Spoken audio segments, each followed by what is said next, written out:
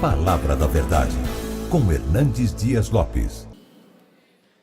Eu quero compartilhar com vocês o texto de Lucas, capítulo 3.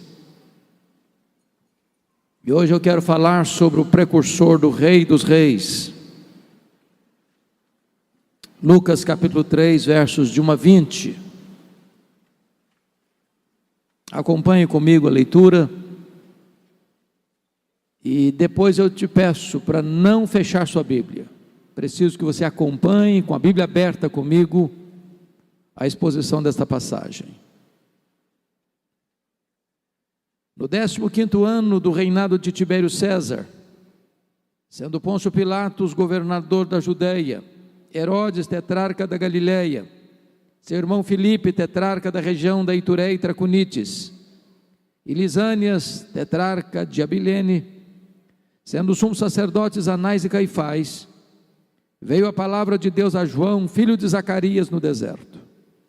Ele percorreu toda a circunvizinhança do Jordão, pregando o batismo de arrependimento para a remissão de pecados, conforme está escrito no livro das palavras do profeta Isaías: voz do que clama no deserto, preparai o caminho do Senhor, endireitai as suas veredas. Todo o vale será aterrado e nivelados todos os montes e outeiros. Os caminhos tortuosos serão retificados e os escabrosos aplanados, e toda a carne verá a salvação de Deus. Dizia ele, pois, às multidões que saíam para serem batizadas: raça de víboras, quem vos induziu a fugir da ira vindoura? Produzi, pois, frutos dignos do arrependimento, e não comeceis a dizer entre vós mesmos: temos por pai Abraão. Porque eu vos afirmo que destas pedras Deus pode suscitar filhos a Abraão. E também já está posto o machado à raiz das árvores. Toda árvore, pois, que não produz bom fruto é cortada e lançada ao fogo. Então as multidões o interrogavam, dizendo: que havemos, pois, de fazer? Respondeu-lhes: quem tiver 2 túnicas, reparta com quem não tem, e quem tiver comida, faça o mesmo. Foram também publicanos para serem batizados e perguntaram-lhe: mestre, que havemos de fazer? Respondeu-lhes: não cobreis mais do que o estipulado. Também soldados lhe perguntaram: e nós, que faremos? E ele lhes disse: a ninguém maltrateis, não deis denúncia falsa, e contentai-vos com o vosso soldo. Estando o povo na expectativa e discorrendo todos no seu íntimo a respeito de João, se não seria ele porventura o próprio Cristo, disse João a todos: eu na verdade vos batizo com água, mas vem o que é mais poderoso do que eu, do qual não sou digno de desatar-lhe as correias das sandálias. Ele vos batizará com o Espírito Santo e com fogo. A sua pá ele a tem na mão para limpar completamente a sua eira e recolher o trigo no seu celeiro. Porém queimará a palha em fogo inextinguível. Assim, pois, com muitas outras exortações, anunciava o evangelho ao povo. Mas Herodes, o tetrarca, sendo repreendido por ele, por causa de Herodias, mulher de seu irmão, e por todas as maldades que o mesmo Herodes havia feito, acrescentou ainda sobre todas a de lançar João no cárcere. Assentem-se, por favor.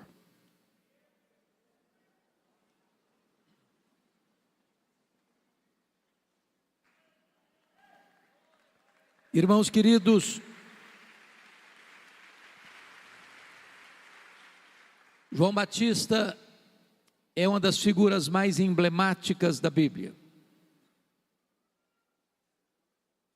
Este homem alegrava-se em Cristo antes mesmo de nascer. Seu nascimento foi um milagre. Sua vida foi um portento. Sua morte foi um mistério.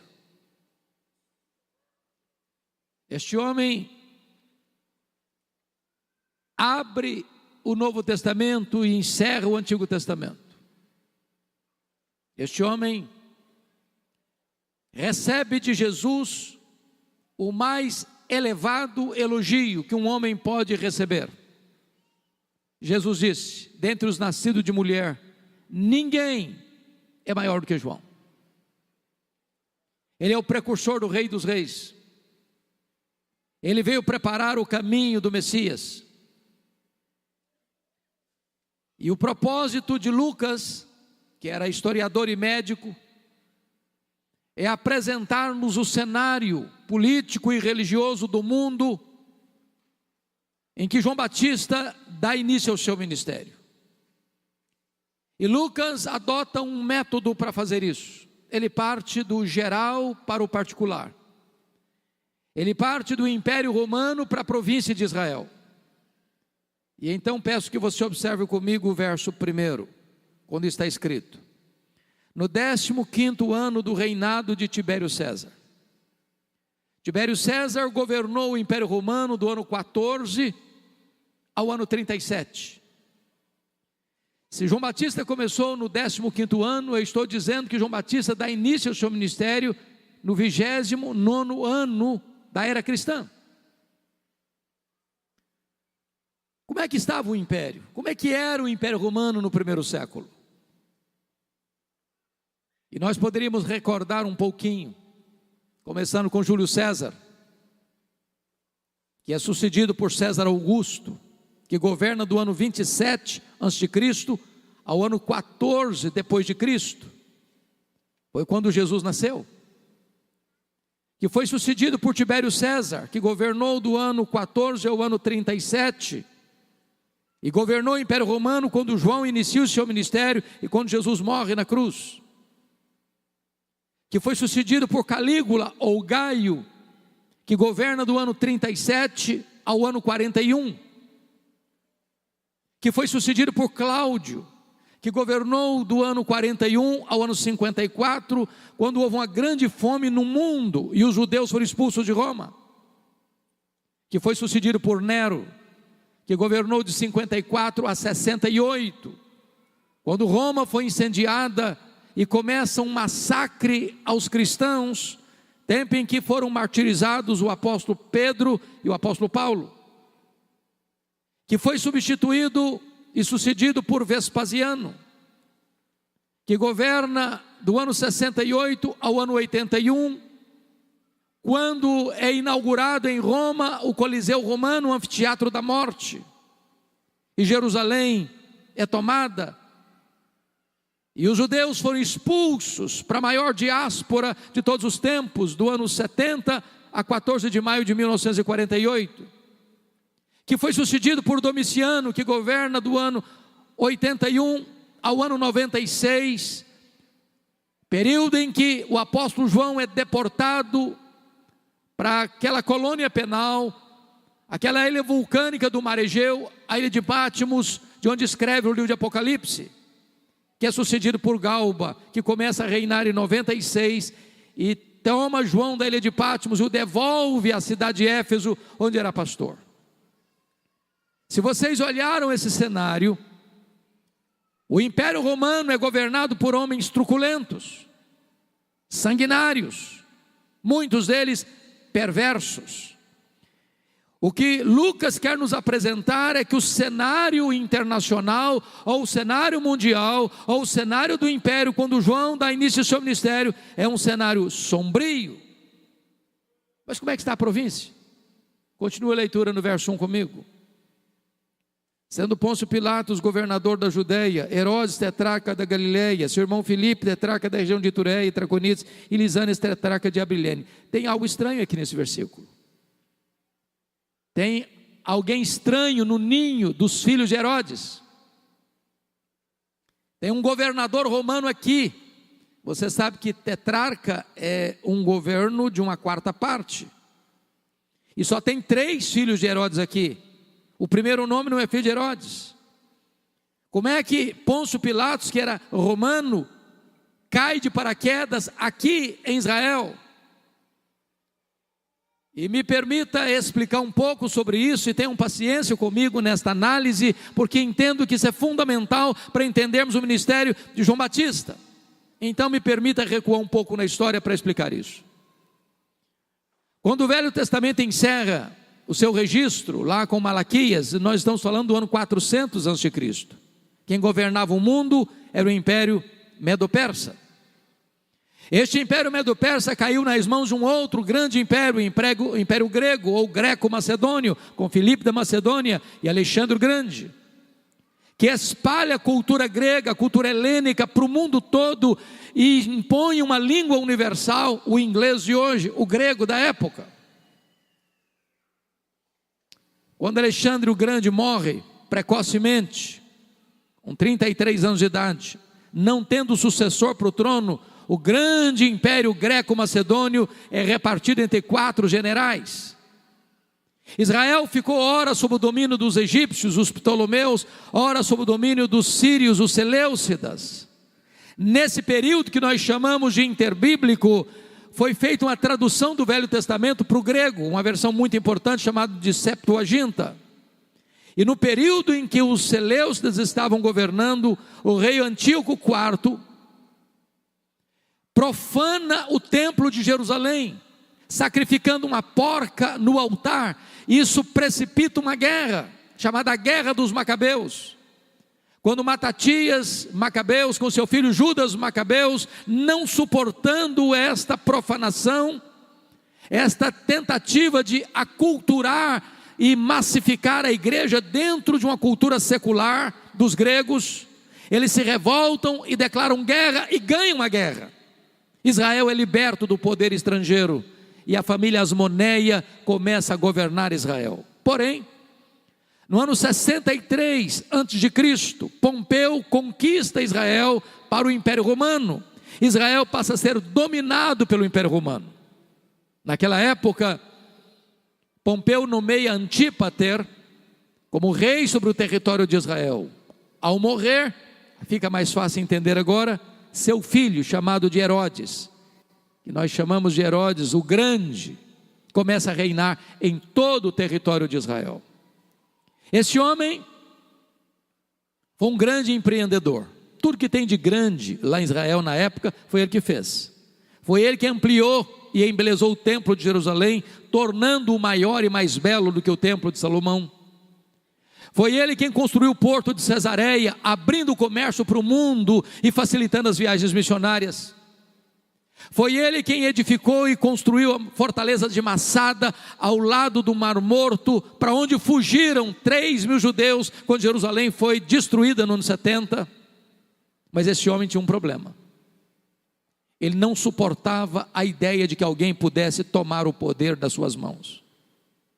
Para vocês terem uma ideia, quando ele assumiu o governo, ele mandou matar mais da metade do sinédrio judaico, que era composto de 71 membros, para dizer: aqui quem manda sou eu. Ele casou-se 9 vezes. A sua esposa preferida era chamada de Mariana, da nobreza. Logo que ele assume o governo, a sua sogra, mãe de Mariana, Dona Alexandra, pediu para ele nomear um jovem de 17 anos, um sobrinho, chamado Aristóbulo, como sumo sacerdote. A religião já estava corrompida. O menino tinha 17 anos e assumiu a função mais elevada da religião judaica, sumo sacerdote, com 17 anos. E ele foi bem, carismático que era. Ele ficou com ciúmes, mandou matar o rapaz. A sua sogra Alexandra, com medo dele, fugiu para o Egito, sob as sombras de Cleópatra, e ele manda os seus emissários no Egito e mata a sogra. Diante dessa matança toda, ele começa a matar também toda a família da sua esposa Mariana, que era da nobreza. O imperador César Augusto convoca Roma para lhe dar uma descompostura e afirmou: é melhor ser filho de um porco do que ser filho de Herodes. Antes de viajar para Roma, com medo de Mariana conspirar contra ele, porque a família dela estava sendo assassinada, ele mata a sua chamada mulher preferida, Mariana. Quando ele retorna de Roma, ele manda 2 de seus filhos para Roma para estudarem, e a sua irmã Salomé, que era pior do que ele, disse: quando seus filhos voltarem, eles estarão mais aptos para governar do que você. Ele não titubeou, mandou estrangular os 2 filhos. Quando ele estava à beira da morte, na instância mineral de Jericó, ele fez a sua irmã Salomé jurar para ele: no dia que eu morrer, você vai mandar matar pelo menos um membro de cada família nobre de Jerusalém, porque eu quero ter lágrimas e sangue no meu funeral. Esse registro, pastor Gessé, pastor Davi, me ajuda a entender um versículo da Bíblia que, mesmo sendo pastor, demorei anos para entender. Mateus 2, eu nunca tinha entendido isso. Está escrito lá que quando os magos vieram do Oriente, chegando em Jerusalém, fizeram uma pergunta: onde está o recém-nascido rei dos judeus? Vimos a sua estrela no Oriente e viemos para adorá-lo. E diz a Bíblia que o rei se alarmou e a cidade inteira de Jerusalém se alarmou. Mas como um rei se alarma com uma pergunta dessa? Como uma cidade inteira se alarma com uma pergunta dessa? É que Jerusalém sabia quão truculento, quão sanguinário é este homem, do que ele era capaz de fazer sempre que alguém supostamente se levantava para tomar o trono dele. Foi por isso que ele mandou matar todas as crianças de Belém, de 2 anos para baixo. Agora eu tenho uma boa notícia para lhe dar: os poderosos deste mundo também morrem. Só Jesus, o Rei dos Reis, continua no trono para sempre e sempre.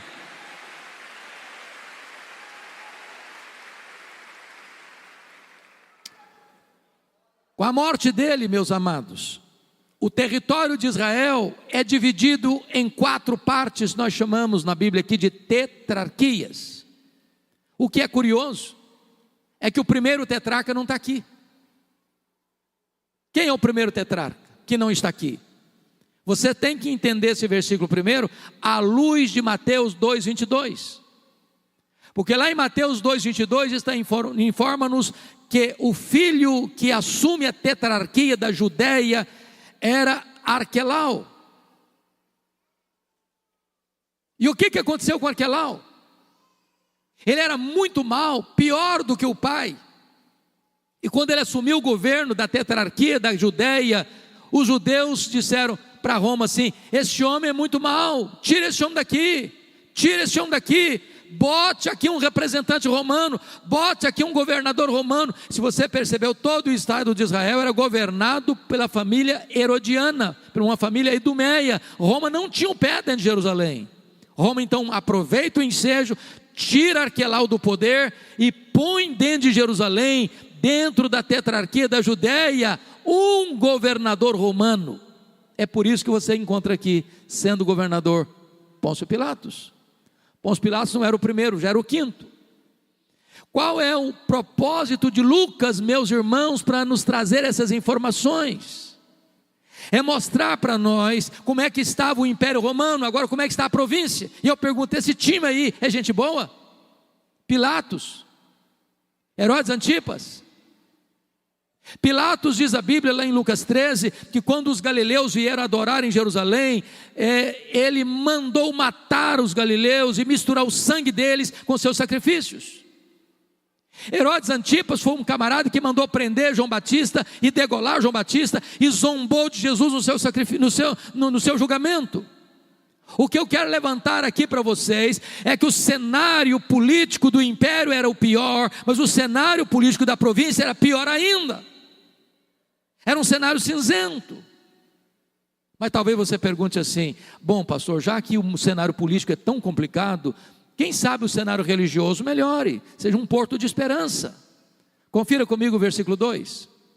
Está escrito o seguinte: sendo sumos sacerdotes Anás e Caifás. O que você achou de estranho aqui? Só tem um sumo sacerdote, aqui tem 2.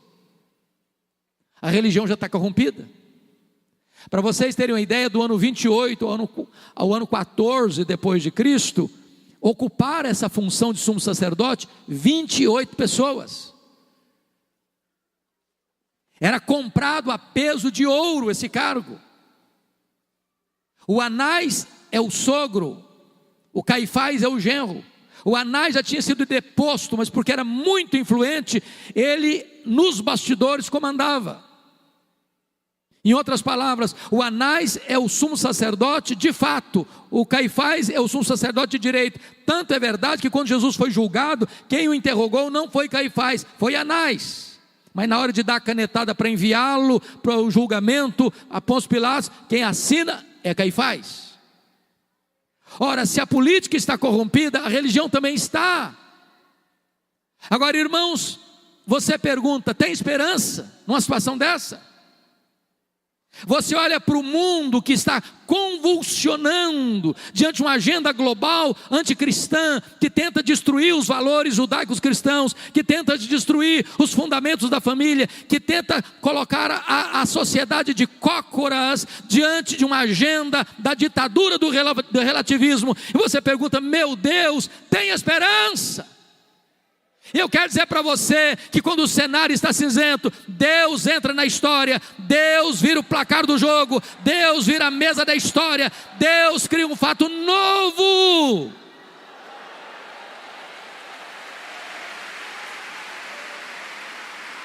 É nesse cenário cinzento que está escrito: veio a palavra do Senhor a João, filho de Zacarias, no deserto.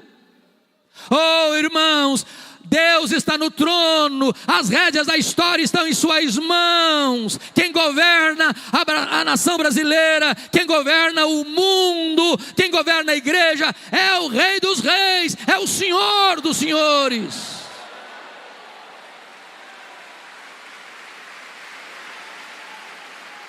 João Batista é um homem estranho, se veste de maneira estranha, se alimenta de comida estranha, prega num lugar estranho. Mas quando a palavra de Deus vem a um homem, não importa se numa grande cidade ou se numa cidade do interior, se numa belíssima catedral ou se num templo pequeno de chão batido, se debaixo de uma árvore ou no deserto, se a palavra de Deus vier, aí as multidões se ajuntarão para ouvi-lo. Não importa se num ambiente sagrado ou se numa sala de uma universidade, se o Senhor falar, as multidões se ajuntarão para ouvi-lo.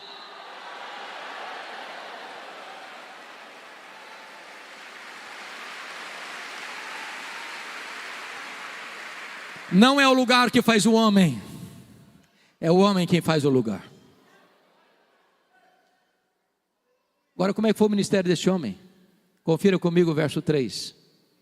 Está escrito assim: ele percorreu toda a circunvizinhança do Jordão, pregando o batismo de arrependimento para a remissão de pecados. Meus irmãos, ele está nos ensinando metodologia, missiologia, estratégia missionária. Leia os profetas, leia João, leia Jesus, leia os apóstolos, e vocês verão que todos eles pregaram lá fora, onde as pessoas estavam. Hoje nós queremos que as pessoas venham cá dentro, onde nós estamos. Eles gastaram as solas dos sapatos, nós gastamos o assento dos bancos.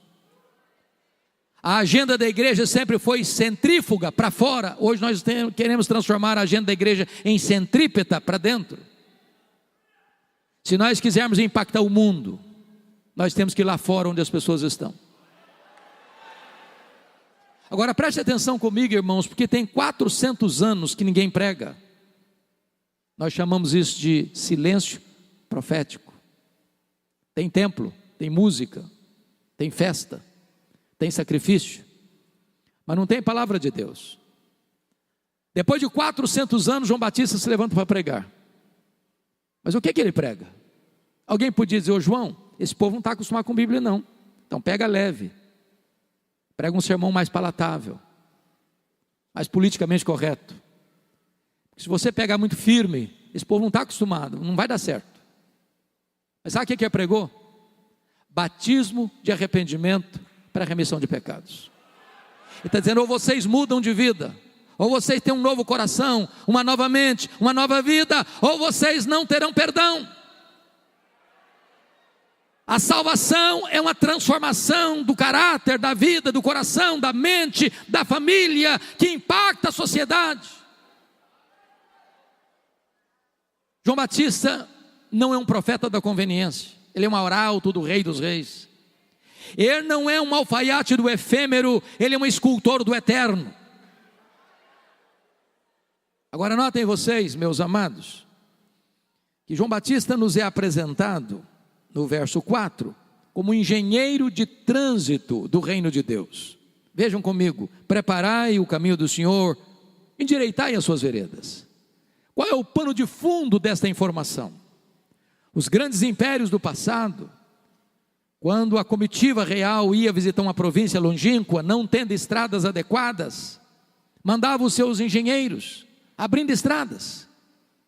João Batista é esse engenheiro de trânsito, mas não está falando de estrada, de topografia, está falando do seu, do meu, do nosso coração.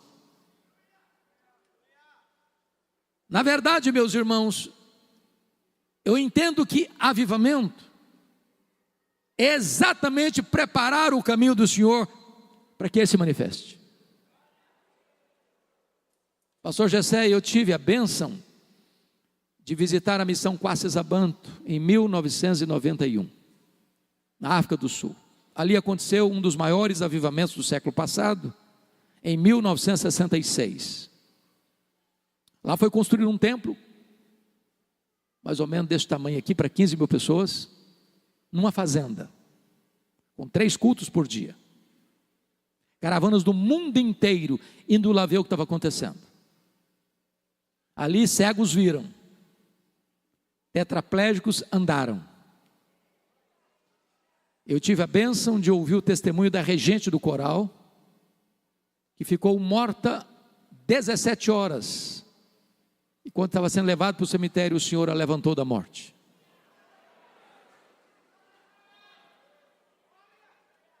Quando o Espírito Santo foi derramado ali, os missionários, quando levantavam de manhã, tinham 5, 10, 15, 20 pessoas na porta de cada um, com pressa para acertar a vida com Deus. Perguntamos então para o pastor Erlo Stigen, aquele instrumento que Deus usou para aquele grande avivamento: pastor Erlo, o que é avivamento? Ele respondeu-nos: avivamento é preparar o caminho do Senhor para que Ele se manifeste. Nossa vida não pode ser um obstáculo para a manifestação de Jesus. Nossa vida precisa ser um caminho aberto para Ele passar. Quando Jesus vem, meus irmãos, 4 revoluções precisam acontecer na nossa vida. Confira comigo, por favor, o versículo 5.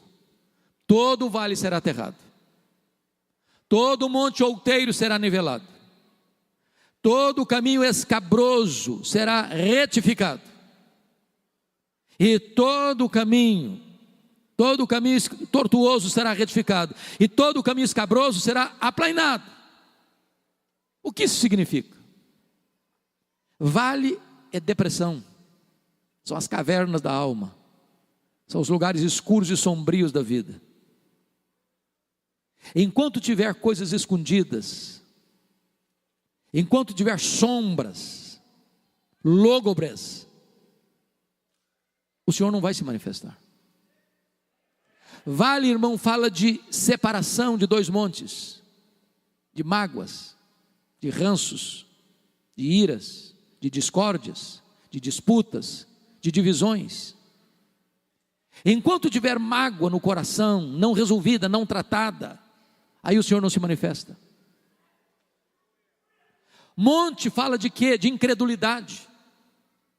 Jesus não fez milagres em Nazaré por causa da incredulidade.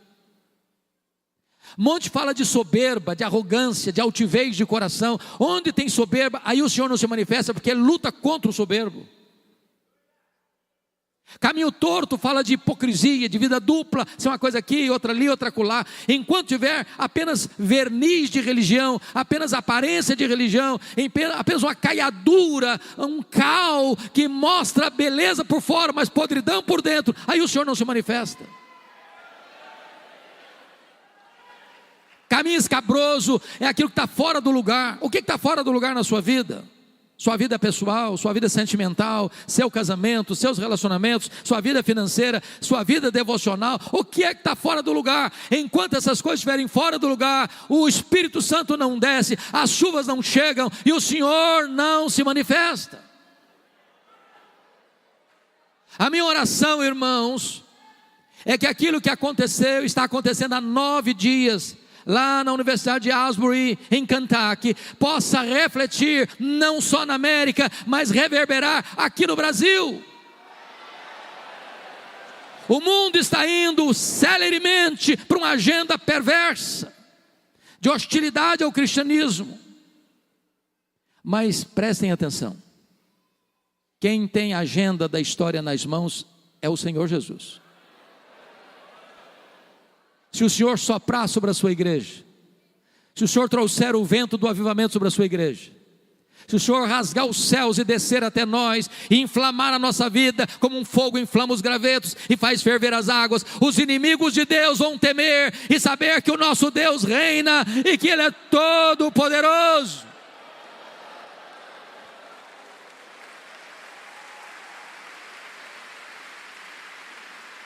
O resultado, irmãos, dessas transformações profundas que só Deus pode fazer na nossa vida, está no versículo 6, de maneira tão clara: então toda a carne verá a salvação de Deus.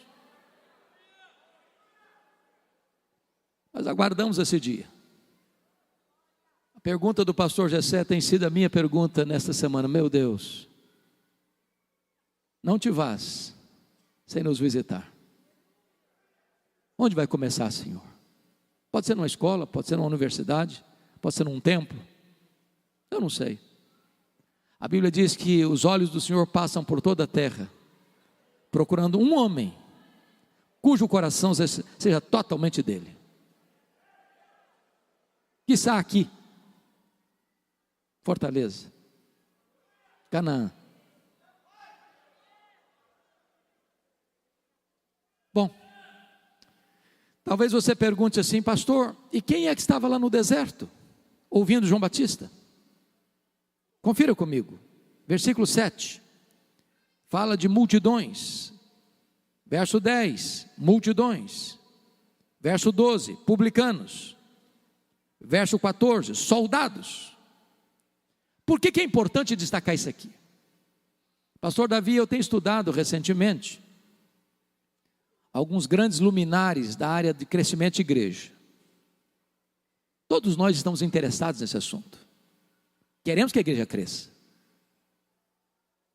Aí esses teóricos dizem assim: para você ter uma igreja relevante, você tem que ter uma igreja homogênea. Explico. Alguém diz assim: você quer plantar uma igreja relevante? Eu quero plantar uma igreja, por exemplo, que tenha poder econômico para investir no reino. Eu vou plantar uma igreja ao lado de um condomínio de luxo.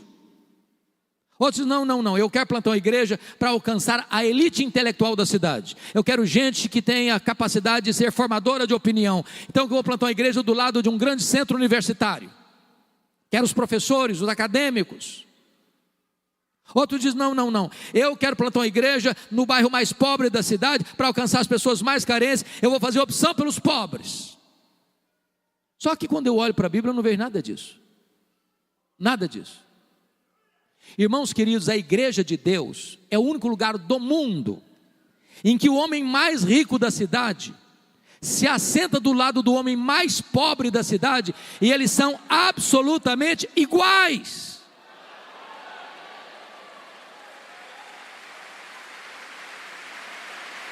A igreja de Deus é o único lugar do mundo em que o maior empresário da cidade, sendo um diácono da igreja, carrega a cadeira nas costas para o pedreiro sentar, e sentar com honra. Deus não vê o homem como o homem vê. Deus não olha a cor da pele, Deus não olha a conta bancária, Deus não olha os diplomas da parede, Deus não tem opção nem por este nem por aquele. Deus tem opção por todos. Ele ama a todos e tem uma palavra para todos e quer salvar a todos para a glória do seu nome.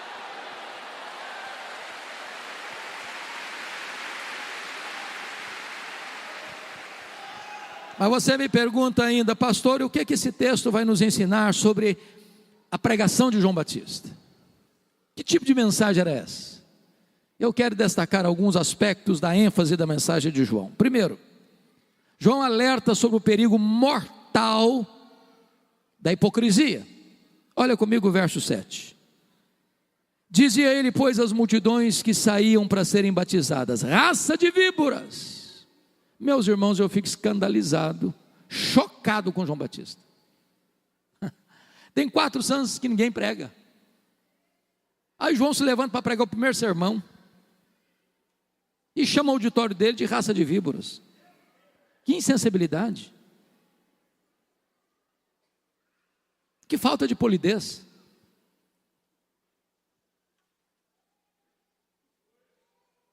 Eu acho que se pastor Jessé, pastor Davi for chamar o auditório, os ouvintes de raça de víboras, eu não sei se esse auditório não se esvazia. Mas por que ele está fazendo isso? Você só consegue interpretar Lucas 3,7 à luz de Mateus 3,7. O que está escrito lá? Está escrito lá que quando João olha essas multidões vindo, ele vê muitos fariseus e saduceus. Então ele diz: raça de víboras. Eu não sei quanto a você, mas quando eu começo a ler os evangelhos, sobretudo, quase que me dá uma urticária quando eu começo a ler sobre os fariseus. Pensa num time complicado, que andava com lupa na mão para enxergar os pecados dos outros, mas não enxergava os próprios pecados. Gente que acusava os outros e justificava a si mesmos. Gente que Jesus diz: vocês parecem um sepulcro, que acabou de passar um calzinho nele, está branquinho por fora, mas por dentro está podre. João Batista vê essa gente vindo e disse: raça de víboras. Agora preste atenção no que eu vou lhes dizer. Os fariseus não foram sempre assim, não. Quando é que eles surgiram? Como eles surgiram? Por que eles surgiram? Os fariseus surgiram nesse período interbíblico para ser um movimento de resistência, de reforma e de reavivamento em face da tentativa da cultura da época, da filosofia grega, do helenismo, da secularização, tentar destruir a igreja da época. Mantendo a integridade bíblica, mantendo a piedade pessoal. Mas num dado momento, irmãos, os fariseus foram perdendo a devoção, foram perdendo a piedade, mas mantiveram a forma. Jesus chamou isso de hipocrisia.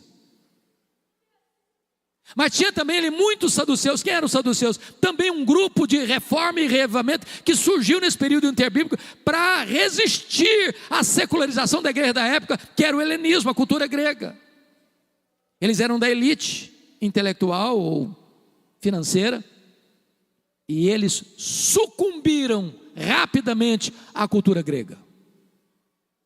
Para vocês terem uma ideia, os saduceus não acreditavam em ressurreição, não acreditavam em anjos, não acreditavam em todo o Velho Testamento, só no Pentateuco.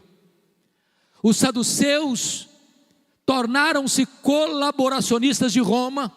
O que ganharam em moeda de troca? Presta atenção nisso. Ganharam a mina de ouro da religião judaica, a exploração do templo. Tudo acontecia em Israel ao redor do templo.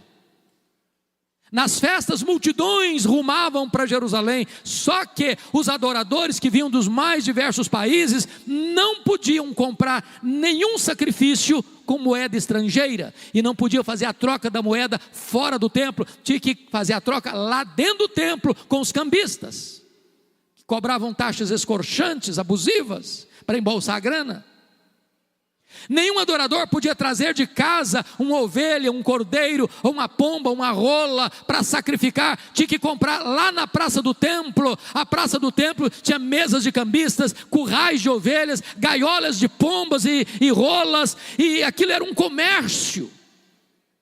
E Jesus pegou um chicote e começou a virar a mesa dos cambistas, a abrir os currais, a abrir as gaiolas, dizendo: vocês transformaram a casa do meu pai, casa de oração, em covil de salteadores. O que é covil? É um lugar que o ladrão rouba e foge para lá para se esconder. João Batista está olhando esse time todo vindo, e disse: raça de víboras. Mas por que falou isso? Permita-me dizer isso.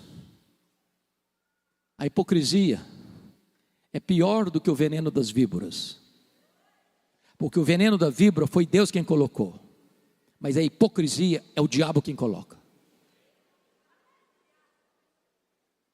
Segundo alerta de João, na sua mensagem, o perigo real do inferno. Olha o verso 7 comigo. Quem vos induziu a fugir da ira vindoura? Pastor Gessé, eu fico chocado com João Batista. É o primeiro sermão depois de 400 anos. Tem tanta coisa boa para pregar. Podia pregar sobre o amor de Deus, a graça de Deus, a bondade de Deus. O cara vai me pregar o primeiro sermão sobre o inferno. Dá para entender isso, irmãos? Eu garanto a vocês, nenhum crente, depois de ouvir um sermão do pastor Gessé, do pastor Davi, dos demais pastores da igreja, sobre o inferno, dá um tapinha nas costas dele, na porta da igreja, pastor, que sermão maravilhoso que o senhor pregou hoje. Eu estou saindo até leve, mais leve da igreja hoje. Irmãos, não dá ibope, não é palatável, não é agradável. Mas eu preciso de uma coisa para você nessa noite. É melhor você escutar sobre o inferno do que ir para o inferno.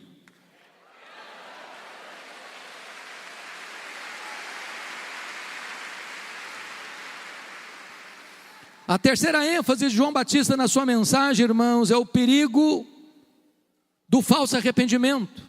Olha o verso 8 comigo. Produzir, pois, frutos dignos do arrependimento.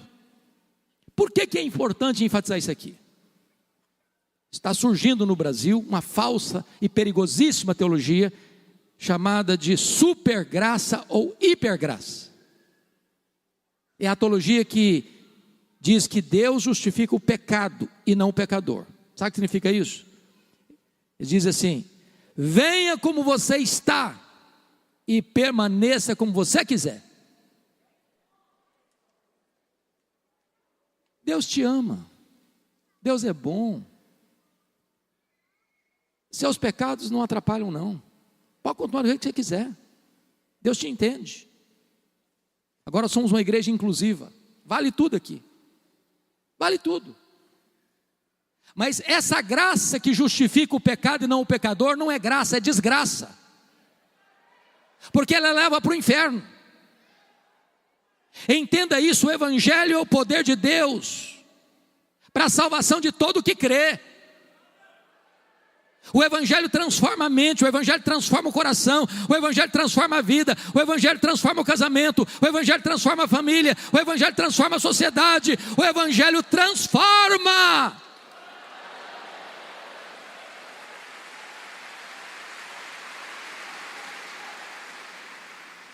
Quarta ênfase de João Batista na sua mensagem, preste atenção comigo.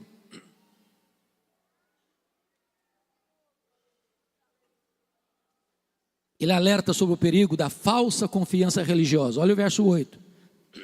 E não comeceis a dizer entre vós mesmos, temos por pai Abraão. Sabe o que estão fazendo aqui com João Batista? Estão dando carteirada no pregador.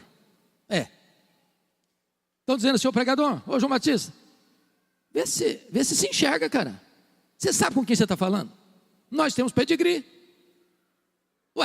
Nós somos filhos do Abraão. Pega leve com a gente. Agora me permita dizer isso. Os verdadeiros filhos de Abraão não são aqueles que têm o sangue de Abraão correndo em suas veias, mas aqueles que têm a fé de Abraão habitando em seu coração. Se você crê em Jesus, você é o verdadeiro filho de Abraão. Tem muita gente, pastor Gessé, que às vezes eu pergunto assim, e aí, você tem segurança da sua salvação? Eu falei, claro, eu sou um calvinista. Aí eu pergunto para você, tem certeza? Eu sou claro, eu sou arminiano. Pergunto para você tem certeza? Eu sou, mas é claro, eu sou presbiteriano, eu sou batista, sou assembleiano, eu sou até da Canaã. Meu irmão, ser calvinista, ser arminiano, ser batista, ser presbiteriano, ser assembleiano, ser da Canaã, é coisa boa para você, mas deixa eu dizer uma coisa, é só Jesus que salva. É só Jesus que perdoa pecados. É só Jesus quem transforma e leva para o céu. Põe a sua confiança no Rei dos Reis e no Senhor dos Senhores. Mas finalmente, em quinto lugar, João Batista alerta sobre o perigo de uma vida infrutífera, versículo 9. E também já está posto o machado à raiz das árvores, toda árvore, pois que não produz bom fruto, é cortada e lançada no fogo. Você quer saber se um cara é crente mesmo? Não escuta o que ele fala, veja o fruto que ele produz. Agora, irmãos, voltando para o texto, uma pergunta é necessária de novo. Esse tipo de pregação produz resultado? Vamos ver? Primeira reação está aí nos versos 10 e 11, confira comigo. Então as multidões o interrogavam, dizendo: que havemos, pois, de fazer? Respondeu-lhes: quem tiver 2 túnicas, reparta com quem não tem, quem tiver comida, faça o mesmo. Meu querido pastor Jessé, uma coisa que me encanta nos avivamentos, é que em tempos de avivamento, o apelo não parte do pregador para o auditório, mas do auditório para o pregador. João Batista está pregando, e quem está ouvindo está perguntando assim: o pregador, e aí, o que é que nós vamos fazer com esse sermão seu? Oh, amados, esperamos um dia, quando o pastor Jessé, o pastor Davi, os demais pastores estiverem aqui, antes deles começarem a fazer um apelo, o auditório já está apelando para o pregador. O que é que eu vou fazer? João Batista diz assim: quem tiver 2 túnicas, dê uma para quem não tem. Quem tiver comida, faça o mesmo. Irmãos, era diferente naquela época. Hoje, eu tenho certeza disso. Todos nós que estamos aqui, se abrirmos o nosso guarda-roupa, tem mais roupa lá do que precisamos. E nós estamos comprando mais. Naquela época não era assim não. Uma pessoa comprava uma túnica e usava a mesma túnica até acabar. Quem tinha 2 túnicas era o só fulano. João disse: se você tem 2, dê uma para quem não tem. Se tiver comida, faça o mesmo. Então, você quer saber se o cara é crente mesmo? Veja se ele é generoso. Generoso. Irmãos, não combina crente mão de vaca, não combina crente sovina, não combina crente avarento. Crente tem o coração aberto, crente tem a mão aberta, crente tem o bolso aberto, crente tem a casa aberta, crente é generoso.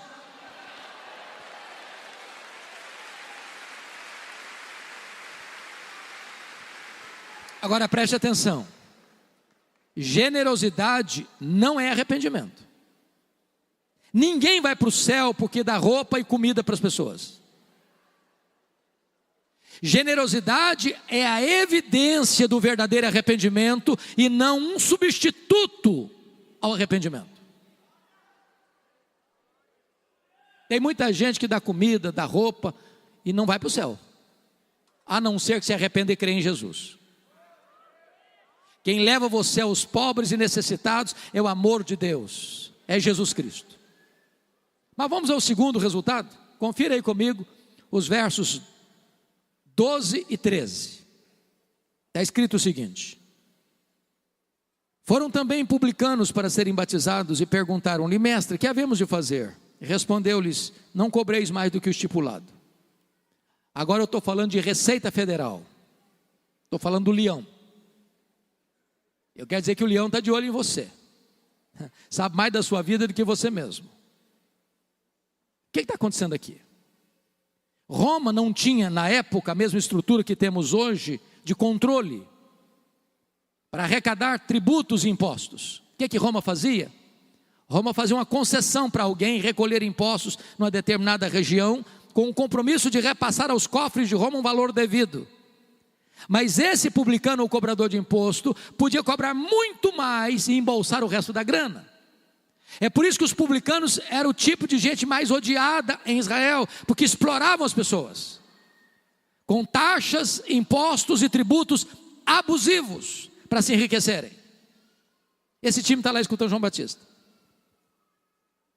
e pergunta assim: ô mestre, e nós aí, cobradores de impostos, vamos fazer o que com esse sermão seu sobre arrependimento? João Batista respondeu: não cobreis mais do que o estipulado. Você quer saber se o cara é crente mesmo? Veja se ele é honesto em seus negócios. Crente não passa a perna nos outros. Crente não faz falcatrua. Crente não aproveita da situação difícil do outro para explorá-lo ainda mais. Crente não constrói a sua riqueza sobre os escombros do pobre. Crente é confiável, crente é honesto, crente não explora os outros, crente não adquire riquezas ilícitas.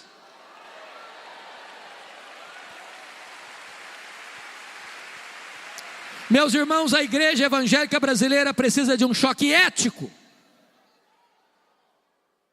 Os parlamentares evangélicos precisam de um choque ético. Os empresários cristãos precisam de um choque ético. Os comerciantes cristãos precisam de um choque ético. Os trabalhadores cristãos precisam de um choque ético. A igreja de Deus precisa de um choque ético.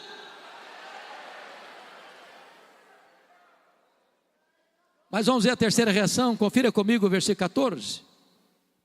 Está escrito o seguinte: também os soldados lhe perguntaram: e nós que faremos? E eles disseram: a ninguém maltrateis, não deis denúncia falsa, e contentai-vos com o vosso soldo. Vamos entender isso aqui. Os soldados eram romanos, num território ocupado, Israel.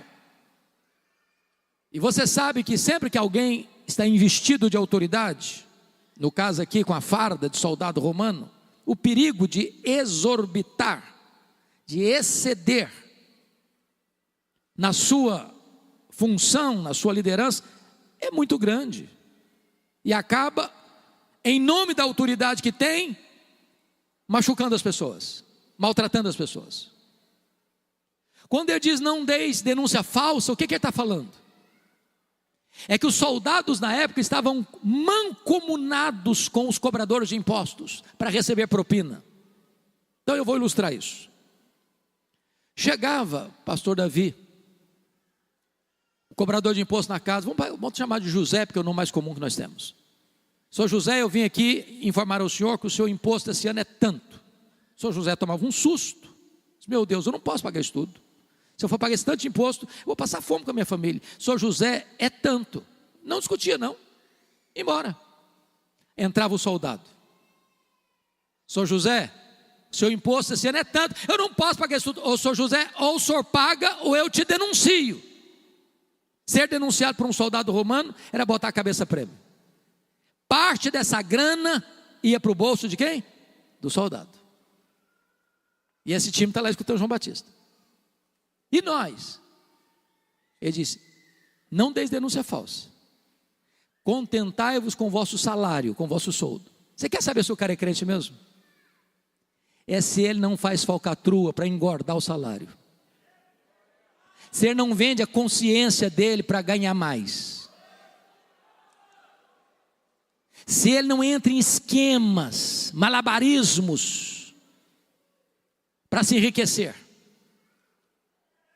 Meus irmãos, eu sei que essas coisas não acontecem mais hoje. Eu sei. Não acontece, né? Mas nunca é demais alertar. Sabe por quê, queridos? O evangelho que nós abraçamos, que nos alcançou, é um evangelho que transforma o caráter, a vida, a família, os negócios, a vida financeira. Tudo é transformado pelo poder do evangelho de Jesus Cristo. Você não é crente apenas quando você entra num templo evangélico. Você é crente quando você vai para o seu comércio, quando você vai para a sua indústria, quando você vai para o seu trabalho, quando você vai para os seus negócios, quando você vai para a sua empresa. Ali você também é um crente que reconhece o senhorio de Jesus Cristo na sua vida.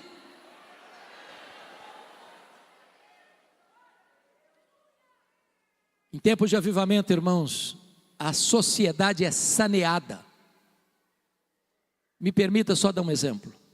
1904, um grande avivamento no país de Gales, com um jovem, 26 anos, pastor, Evan Roberts, um jovem, que já orava por avivamento desde a adolescência. E quando o avivamento chegou no país de Gales, em 6 meses, mais de 100 mil pessoas convertidas. Os estádios de futebol ficaram vazios e as igrejas cheias. Os bares ficaram vazios e as igrejas cheias. Os prostíbulos fecharam as portas. Os juízes presenteavam uns aos outros com lenço branco, porque não tinha crime para julgar. Deus sarou a nação. E nós queremos um avivamento, irmãos, que restaure a igreja e sare a nação. Agora, queridos, para terminar, me permita falar 3 coisas do pregador. Primeira coisa, ele tem reconhecimento e consciência de quem ele é. Confira comigo os versos 15 e 16, por favor. Estando o povo na expectativa e discorrendo todos no seu íntimo a respeito de João, se não seria ele porventura o próprio Cristo, disse João a todos: eu na verdade os batizo com água, mas é um que é mais poderoso do que eu, do qual não sou digno de desatar-lhe as correias das sandálias, e ele vos batizará com o Espírito Santo e com fogo. Vamos entender isso aqui. João Batista eu chamaria de cara de leão. O cara não tem medo de nada, não tem medo de ninguém. Aí de repente, toda a multidão, não alguns, todos, todo o povo, começou a pensar assim: ô gente, você quer saber uma coisa? Esse cara não veio preparar o caminho do Messias, é nada. Ele é o próprio Messias. É ele, não é outro não, é ele. Todo mundo pensava a mesma coisa, é ele. Ô gente, é ele aqui, ó, esse João é o Messias. Até o momento que essa cogitação da multidão se transforma numa pergunta. E essa pergunta beija os ouvidos de João Batista, com aquela voz sedosa e aveludada do sibilo da serpente. E a pergunta era esta: porventura, tu não és o próprio Cristo? Olha a tentação aí, olha o perigo aí, olha a tentativa de botar um homem no pedestal aí. Se João Batista tivesse engolido a isca venenosa, ele poderia pensar assim: bom gente, me permita pensar melhor aqui, eu acho que eu sou um fenômeno. Tem 400 anos que ninguém nunca viu o que eu estou fazendo. Aliás, se eu me declarar Messias aqui, o povo já tem do meu lado. Não, ele não engoliu a isca venenosa não. Ele foi claro: eu não sou o Messias não, eu vim preparar o caminho do Messias. Eu não sou o verbo não, eu sou apenas uma voz que clama no deserto. Eu não sou a luz não, eu aponto para Jesus e digo: este é a verdadeira luz que vindo ao mundo ilumina todo homem. Eu não sou o cordeiro não, eu aponto para Jesus e digo: este é o cordeiro de Deus que tira o pecado do mundo. Eu não sou o noivo não, eu sou apenas o amigo do noivo. Eu batizo com água, mas aquele que vem depois de mim é mais poderoso que eu, e ele vos batizará com o Espírito Santo e com fogo. Eu não sou nem digno de me curvar, desatar as correias das suas sandálias. Convém que ele cresça e que eu diminua. Não queira receber a glória que só pertence a Jesus. A segunda coisa desse pregador que eu quero destacar está no versículo 16. É a total consciência da sua limitação. Queridos pastores, nós somos muito limitados. Muito limitados. Eu batizo com água, mas aquele que vem depois de mim é mais poderoso do que eu. Ele vos batizará com o Espírito Santo e com fogo. Preste atenção nisso. Pode ser o pastor Jessé, pode ser o pastor Davi, pode ser o pastor mais ilustre que for convidado para pregar nesse púlpito. Todos nós pastores, todos nós pregadores, só conseguimos falar aos ouvidos. Só o Espírito Santo pode falar ao coração. Só o Espírito Santo.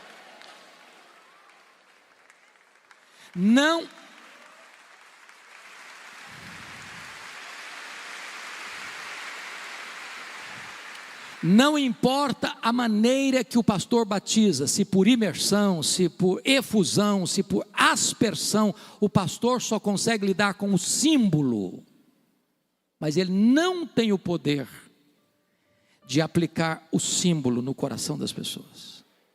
Só Jesus batiza com o Espírito Santo e com fogo.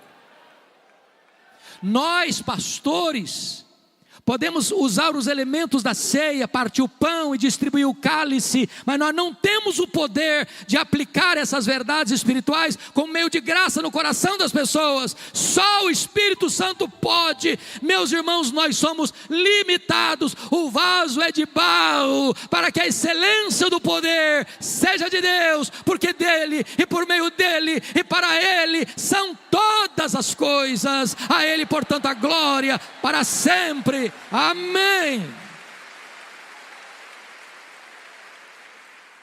Mas finalmente, em terceiro lugar, último lugar, para encerrar, o pregador sabe quem é, conhece a sua limitação, mas o pregador é corajoso. Isso ele é. Confira o verso 19 e 20 comigo. Está escrito assim: mas Herodes, o tetrarca, sendo repreendido por ele por causa de Herodias, mulher de seu irmão, e por todas as maldades que o mesmo Herodes havia feito, acrescentou ainda sobre todas a de lançar João no cárcere.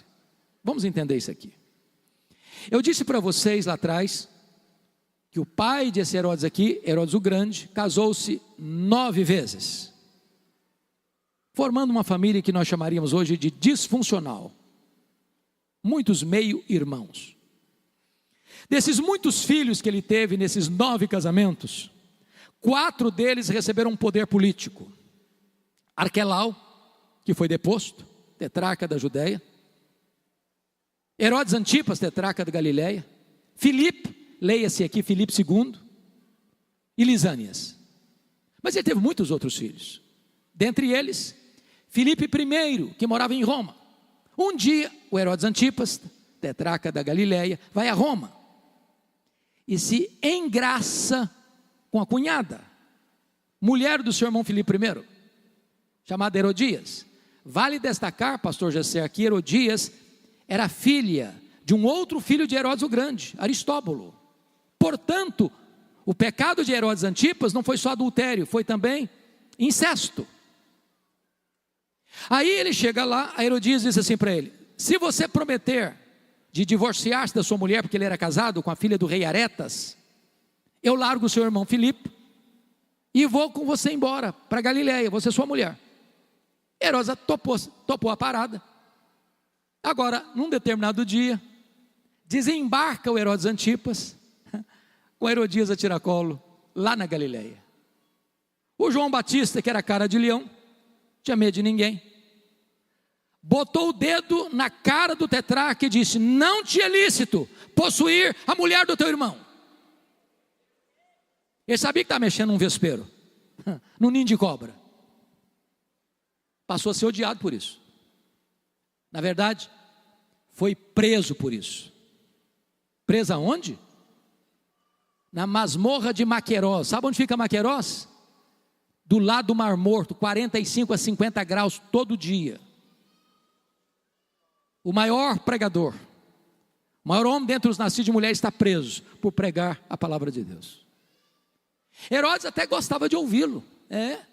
De vez em quando dava uma escapadela para ouvi-lo. Sabe o que João pregava para ele? Juízo final. O cara sai mais perturbado ainda. Houve um dia que teve uma festa na casa do Herodes, aniversário dele. Convidou os amigos. Já estava chapado, bêbado. A filha de Herodias dançou com muita desenvoltura na presença dele. Ficou encantado com aquilo e prometeu para a menina uma promessa inconsequente. A menina, astuta como a mãe, perguntou: mãe, o que é que eu peço? A mãe disse assim: peça a cabeça de João Batista numa bandeja. Sai o carrasco, o algoz da Galileia, vai lá na masmorra de Maquerós, do lado do Mar Morto, tira João da prisão, bota a cabeça dele num cepo e tosa a cabeça dele com a espada. E agora entra com aquela cabeça dentro de uma bandeja como um bolo macabro naquela festa hedionda, por ordem de um rei bêbado, de uma mulher adúltera, de um adolescente inconsequente, o maior pregador, o maior homem dentre os nascidos de mulher. E você sai dessa cena horrorizado, chocado, perplexo. Meu Deus, que tragédia, que final inglório. Mas João Batista não pensava assim não. João Batista entendia que é melhor você estar preso com a consciência livre do que estar livre com a consciência presa. João Batista entendia que é melhor você perder a cabeça com honra do que vender a consciência e sobreviver. O que importa para um homem, meus irmãos, não é como ele morre, mas como ele ressuscita.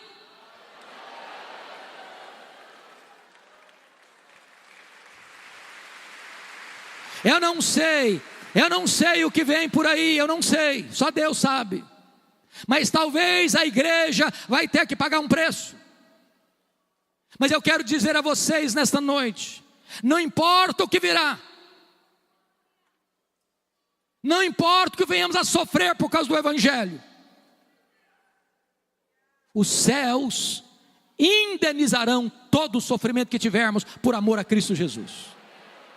Porque a nossa leve e momentânea tribulação produzirá para nós eterno peso de glória acima de toda a comparação. Eu pergunto a vocês nesta noite, que pai, que mãe coloca um nome num filho de Herodes? Só um louco ou um desavisado. Porém, João Batista, mesmo degolado, nos encoraja ainda hoje, nos anima ainda hoje, nos desafia ainda hoje. E a minha oração e o meu clamor nesta noite é que Deus levante uma geração de crentes fortes, robustos, maiúsculos, superlativos, que não temam nada a não ser a Deus, que sejam prontos a dar a sua vida por esta causa do evangelho, porque se a causa é maior do que a vida, vale a pena dar a vida por essa causa. Então hoje nós tributamos ao Rei da Glória toda